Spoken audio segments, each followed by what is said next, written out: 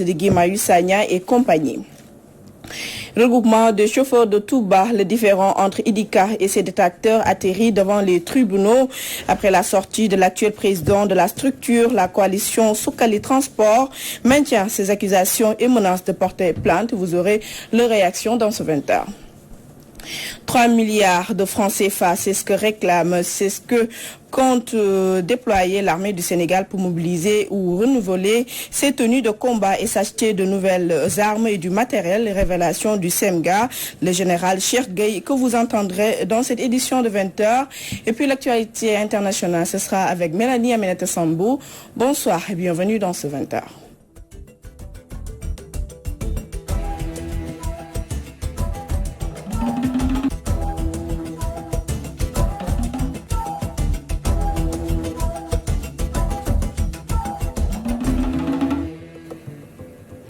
En bref, la plateforme Union Langue peut marcher ce vendredi sans être inquiétée. Le préfet de Dakar vient d'autoriser la manifestation contre la hausse du prix de l'électricité et pour la libération de Guy Marius Sagna et compagnie. Le départ est prévu à la place de l'Obélisque. Marche du 13 décembre, nous y restons. Le collectif Nyolank appelle les citoyens à une grande mobilisation. Face à la presse ce jeudi, les membres de la plateforme dénoncent la hausse du prix de l'électricité et exigent la libération immédiate de Guy Marius Sagna et compagnie. Fat Bintou Diouf, reportage. Plusieurs organisations de la société civile, de l'enseignement et des droits de l'homme se sont regroupées en un seul collectif dénommé Nyolank pour dire non à la hausse sur le prix de l'électricité. Cette mesure impopulaire, inopportune, injuste et sans explication détaillée était relative à un gap de 12 milliards 191 millions d'après la direction de la Sénélec. Cette décision de hausse, fortement rejetée par le peuple sénégalais, a été dénoncée par des mouvements sociaux, des militants activistes, défenseurs de justes causes et des organisations de la société civile. Le collectif Nyolank Nyobagne n'entend pas céder à cette mesure injuste. Il lance un appel. Nous, collectif citoyen Nyolank, lançons un appel à tous les travailleurs, tous les consommateurs et toutes les populations sénégalaises et africaines vivant au Sénégal de prendre part à la grande marche prévue le vendredi 13 décembre 2019 à partir de 15h sur le trajet Place de la Nation ex-Obélisque, rond-point de la RTS. Exigeons la libération des otages arrêtés depuis bientôt 2 semaines, sans raison, et prenons pour responsable le gouvernement de tout ce qui arrivera à nos camarades. Vendredi 13 décembre 2019, évidemment, les Sénégalais vont montrer leur détermination à défendre leur pays. Les travailleurs vont montrer leur détermination à défendre leur pouvoir d'achat. Parce qu'en réalité, s'il n'y a pas d'augmentation de salaire, quand il y a un renchérissement du coût de la vie, évidemment, c'est le pouvoir d'achat qui va s'en trouver complètement atteint. Donc le rendez-vous est donné pour ce vendredi 15 décembre à 15h à la place de l'Obélisque pour une marche pacifique afin d'obtenir l'annulation de la décision d'augmenter les tarifs de l'électricité, de même que la libération de Guy Marius Sagna et compagnie. Le collectif des amis et compagnons de lutte de Dr Babacar Diop exige la libération immédiate de leurs camarades et de tous ses co-détenus. Et les membres de la structure ont rencontré la presse hier pour appeler les citoyens à les rejoindre à la grande marche prévue demain. Voici Ousmane Diaye, le porte-parole. Il s'est entretenu avec Mme Khadija Rifal.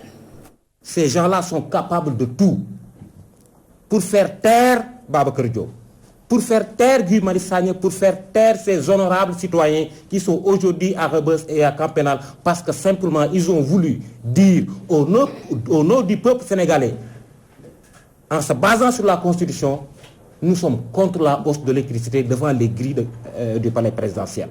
Nous n'avons pas confiance aux autorités judiciaires et nous voulons les interpeller pour qu'elles sachent que ces autorités-là, qu'elles sont responsables de tout ce qui pourrait advenir à la santé, tant physique et morale, du docteur Babacar Diop et des autres co-d'auteurs. Il est entré en prison en bonne santé et debout. Il doit sortir le plus rapidement possible en prison, debout et en bonne santé. Mais nous affirmons et réaffirmons notre soutien à notre ami, notre camarade, notre compagnon, mais aussi à tous les honnêtes citoyens qui se battent, comme Guy Marius Sagna, comme Pape Abdoulaye Touré, comme les autres aussi qui ont été injustement arrêtés le 29 novembre. Tous les Sénégalais, que ce soit les familles, les camarades, les compagnons, tous les citoyens doivent s'organiser pour que demain, vendredi 13 décembre 2019, que les gens soient à la place de la nation, massivement, fermement, pour dire au président de la République que nous sommes tous des docteurs Babacar Diop. Nous sommes tous contre la hausse des tarifs de l'électricité. Nous sommes tous contre la confiscation des libertés. Les gens de nos langues ont pris les dispositions prévues par la loi et par la Constitution à cet effet. Rien ni personne ne peut et ne doit interdire aux jeunes citoyens de se mobiliser à la place de la nation. Nous ne pensons même pas à ce que la manifestation puisse être interdite. Si c'est interdit, nous nous ferons entendre. Les jeunes de PASTEF, les patriotes, dénoncent ce qu'ils qualifient de gestion catastrophique du pays par le pouvoir de Macky Sall face au refus des autorités de l'Université de Dakar d'accueillir leur conférence de presse. Ces jeunes originaires du sud du pays ont rallié les locaux de Walfadjri pour se faire entendre. Oranong les a reçus. Prévu dans le hall du pavillon A de l'université Cheikh Anta Diop de Dakar, le point de presse de la jeunesse patriotique du Sénégal section universitaire a finalement été interdit par le COUD qui dit n'avoir pas autorisé le rassemblement. Révoltés par cette mesure, les jeunes patriotes sont venus hurler leur colère devant les locaux de Walfadjri. La JPS section universitaire a voulu tenir son point de presse au niveau de l'université Cheikh Anta Diop de Dakar parce que nous considérons comme étant des élèves citoyens de ce peuple et nous avons le plein droit, si le besoin se fait sentir, de tenir un point de presse là où nous étudions, qui est l'université Cheikh Anta Diop de Dakar.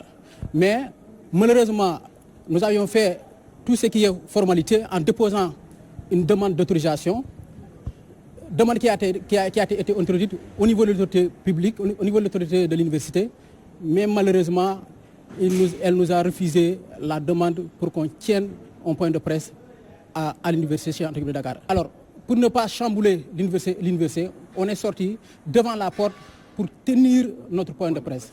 Chose qui a été refusée également par les forces de l'ordre. L'objectif de ce point de presse est de statuer sur les questions d'actualité et de fustiger ce qu'il qualifie de gestion nébuleuse du pouvoir en place. Le point de presse s'inscrivait autour de 2 ou 3 points. En premier lieu, on voudrait exiger, demander un procès par rapport à l'affaire dite, l'affaire des 94 milliards. Le professeur ne mérite pas d'aller en prison, Babacar Diop. Sa place n'est pas en prison, mais sa place se trouve dans les amphithéâtres. Nos camarades étudiants qui se battent aujourd'hui pour l'international, là où ils sont, ce n'est pas leur place, mais leur place doit être aux amphithéâtres. Et nous leur attendons fermement. L'Assemblée nationale, de manière unilatérale et arbitraire, a jugé de reporter les élections municipales. C'est ce que nous n'acceptons pas. Parce que vous ne pouvez pas, sans concertation exhaustive avec toutes les parties prenantes, de prendre des décisions qui n'arrangent pas les autres mais qui vous arrangent. La jeunesse patriotique du Sénégal invite tous les citoyens à s'ériger en bouclier pour faire face au gouvernement de Macky Sall et demande aux populations de venir à la marche de ce vendredi pour s'opposer contre la hausse du prix de l'électricité. Divergence au sein du regroupement des chauffeurs de Touba. Après la sortie du camp du président Idika, la coalition Sokali Transport monte au créneau. Momo Doumbaye et ses partisans maintiennent leurs accusations et décident de porter plainte contre Idika. Mamadou Matarsar nous fait le point. Après le démenti apporté par le président Idika à ses détracteurs qui l'accusent d'avoir mis en gaz les véhicules du regroupement des chauffeurs de Touba, ces derniers reviennent à la charge. Modou Mbaye et les membres de la coalition Sokali Transport persistent et signent. Ils ont même déposé une plainte auprès du procureur. Le président Idika raconte des contre-vérités. Les véhicules ont été bel et bien mis en gage. Pour preuve, le 23 du mois d'octobre dernier, il a payé à la banque 1 500 000 francs. Les cartes grises sont là. Nous avons porté l'affaire devant les tribunaux. Nous avons confiance à la justice de notre pays.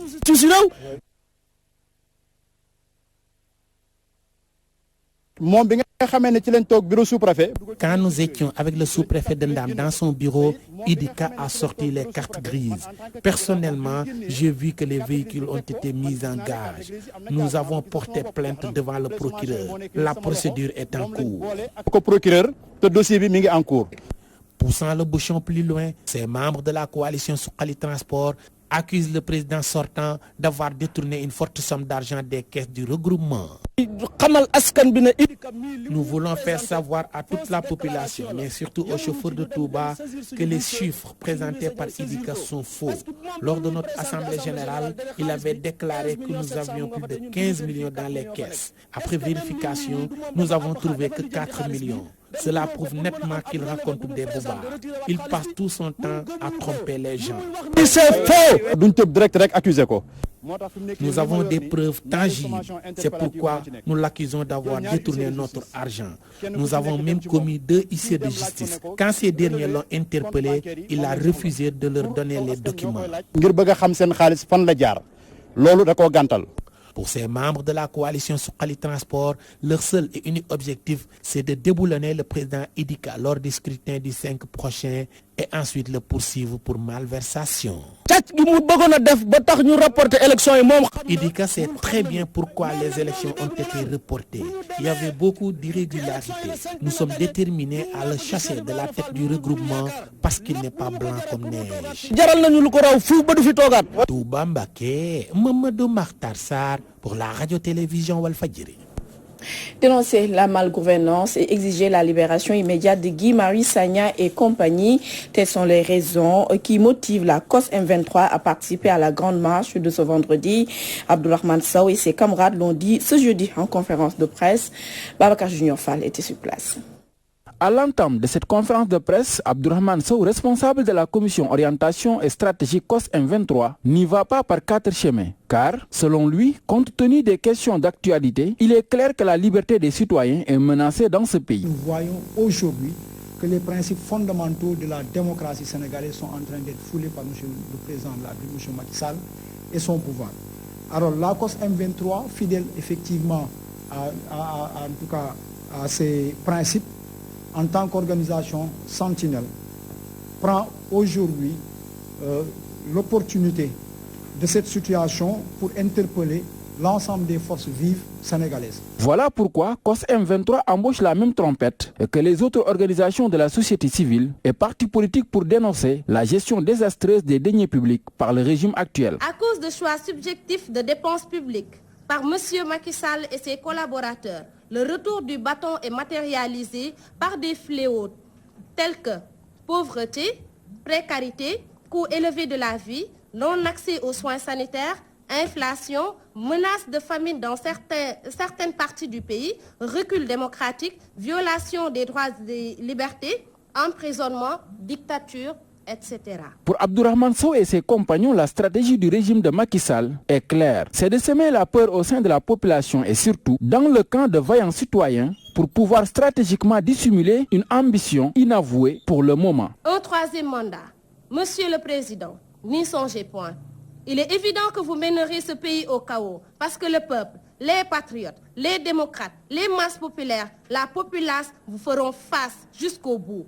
Après cette conférence de presse, la COS M23 donne rendez-vous à tous les citoyens sénégalais à la grande marche ce vendredi pour exiger la libération de leurs camarades activistes.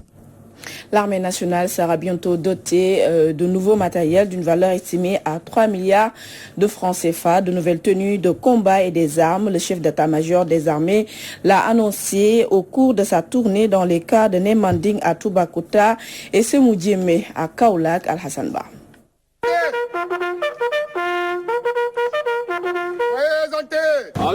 En tournée inaugurale au camp militaire de Ndemanding à Toubacouta et de Semoudiémé à Kaolack, le général Cheikh Gueye s'est adressé à ses troupes. Les unités de la zone militaire numéro 3 continuent de prendre une part importante dans les engagements en opération extérieure et en opération intérieure avec beaucoup de professionnalisme. Le bataillon de travaux du génie poursuit ses missions de formation et de combat avec beaucoup de professionnalisme. Cette unité verra bientôt l'acquisition de matériel neuf pour une valeur de près de 3 milliards, ce qui permettra d'accroître significativement les capacités de ce bataillon. Et toujours au général de poursuivre en annonçant que dans le cadre de l'amélioration de cadre de vie et de conditions militaires, des efforts considérables ont été faits. Et se poursuit afin de mettre aux militaires et leurs familles dans des conditions meilleures.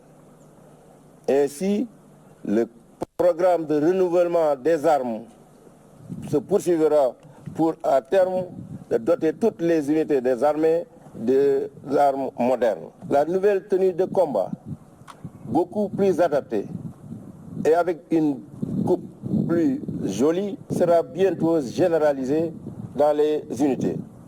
Il en est de même que l'effectivité d'ici avril 2020 du changement de la tenue au niveau de l'armée de terre. Pour rappel, 4 nouveaux bâtiments flambant neufs, dont 2 à Ndemanding, Toubacouta et 2 au Camp Sémidjimit de Kaolack, ont été inaugurés par le SEMGA dans cette tournée d'adieu où il a été accompagné par une forte délégation de militaires qui à leur tour ont remis des distinctions générales. Cheikh Gueye qui a terminé cette journée par la signature du livre d'or au Camp Sémidjimit de Kaolack, d'où vous a parlé Al-Hassan Ba pour la radio-télévision Walfadjri. À Saint-Louis, la vétusté de l'école Justin Ndiaye, ici au quartier Eau-Claire, inquiète les populations. Les parents et les élèves de la zone commencent à trouver le temps long et exigent la réhabilitation de l'école fermée depuis des mois. Voici Aimé Diallo, président du comité de gestion de l'école, au micro de Gabriel Barbier. Ce qui se passe, en tout cas, vous avez effectué les visites. Il n'y a pas de... Toutes les classes sont presque tombées. Alors on nous a fait la promesse de reconstruire l'école. C'est une école qui comprend 18 classes. Donc vous avez en effet un effet de 3 écoles.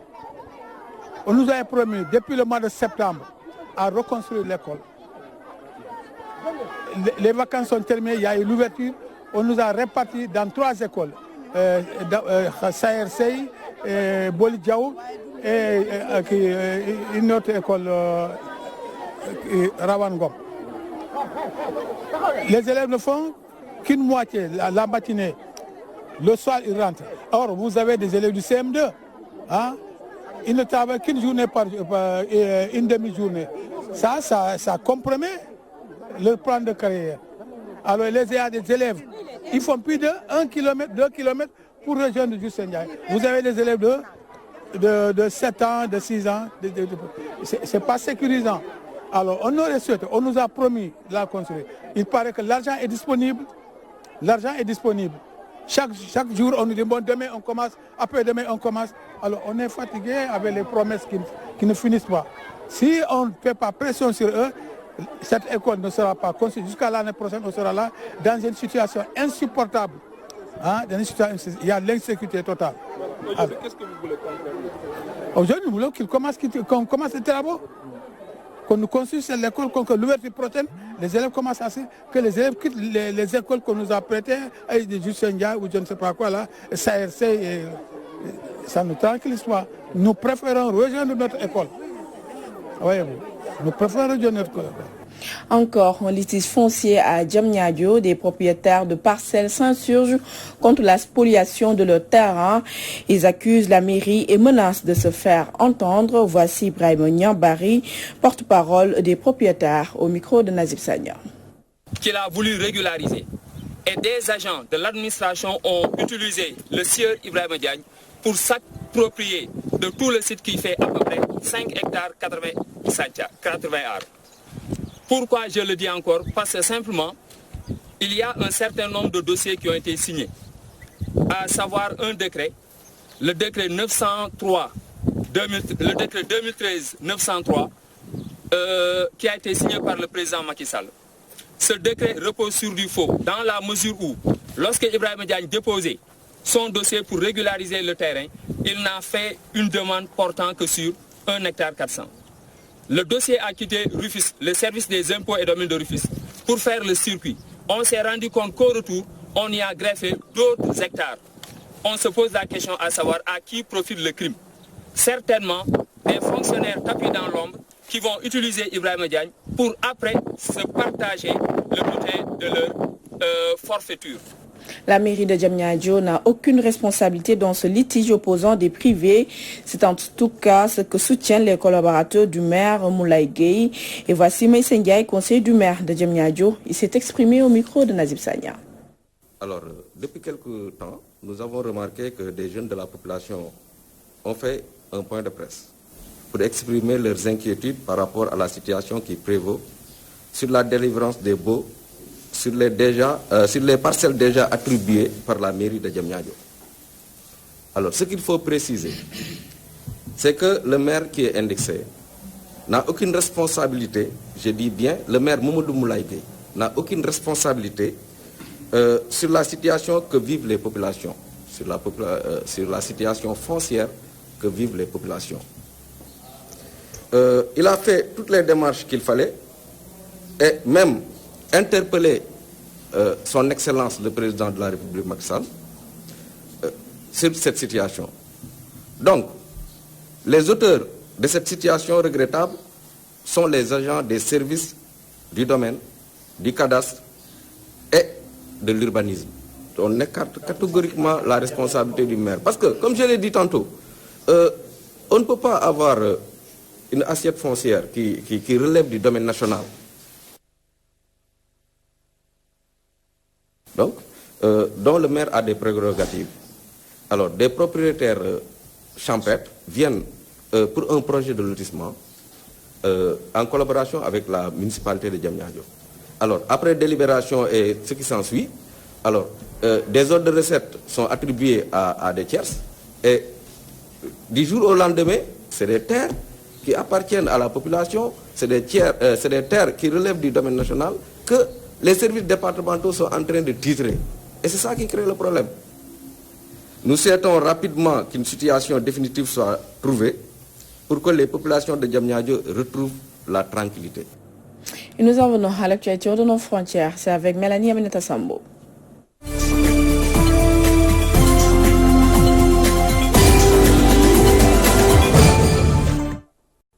Présidentielle en Algérie, la participation en baisse par rapport à 2014. Après quasiment 10 mois de manifestations massives, 24 millions d'électeurs algériens sont appelés à l'urne pour trouver un successeur à l'ex-président démissionnaire Abdelaziz Bouteflika, un scrutin massivement rejeté par une bonne partie de la population. En effet, des millions d'Algériens ne veulent pas entendre parler de ce scrutin et exigent un renouvellement de leur classe politique.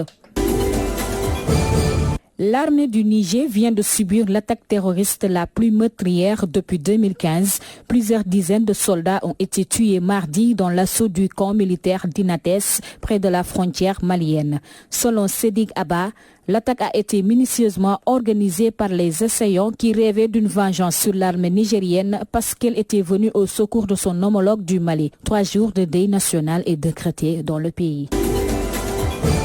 Les bureaux de vote ont ouvert leurs portes ce jeudi matin au Royaume-Uni pour les élections générales anticipées. Un scrutin convoqué par Boris Johnson, le Premier ministre britannique, dont le parti conservateur est donné en tête des sondages. Il espère obtenir une majorité absolue pour réaliser le Brexit au plus tard le 31 janvier prochain. Une perspective inquiétante pour l'Écosse qui s'était prononcée en 2016 à 62% pour rester au sein de l'Union européenne.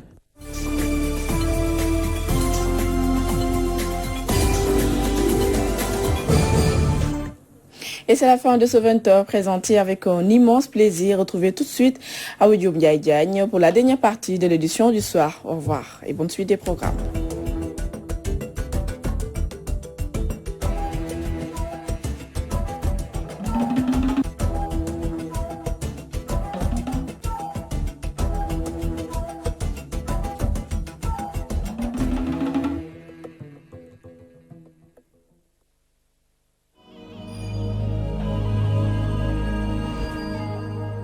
képp kuy wut tawfeex da ngay fexe yendu ci keppaar gu dëgg dugg nga fi nga war a dugg. bis boo defee détournement d'objectif tu auras affaire à moi man sama xaalis lekk ko est-ce que tu m'as bien saisi. waaw yande la soxla woon. yow la kan.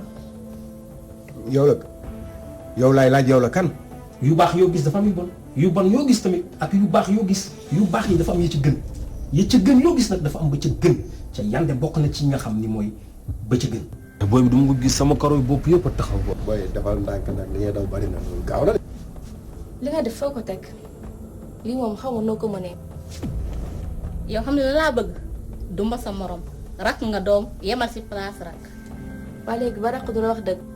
Yandé ku tegu ci yoonu njub moom mooy teg ci dëkk moo neex a yóbbaale lu ko mooy fu ne mujjee mooy fii fan la fii nag mooy musiba mbàbb ku ma koo xam ni